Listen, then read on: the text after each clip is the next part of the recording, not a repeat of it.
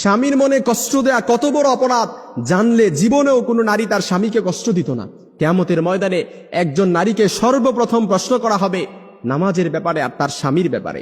আম্মা জান আয়েশা রাদিয়াল্লাহু তাআলা আনহা বলেন, ইয়া মাশারান নিসা, হে নারী সম্প্রদায়, লাউ তাআলামনা হাক্কা আজওয়াজিকুন্না আলাইকুন্না, তোমরা যদি জানতে তোমাদের কতটা দায়িত্ব স্বামীদের উপর, লাজালাতিল মারআতু মিনকুন্না তামসাহুল গুবার আন কাদামাইহি যাওজিহা বিখাদ্দি ওয়াজহিহা।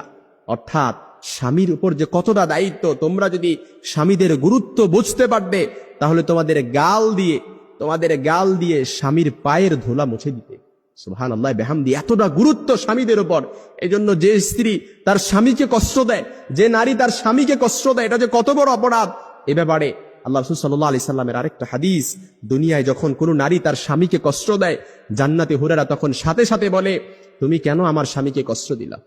কেন তুমি আমার স্বামীকে কষ্ট দিলা? কাতালা কিল্লা, আল্লাহ তোরে ধ্বংস করো, আল্লাহ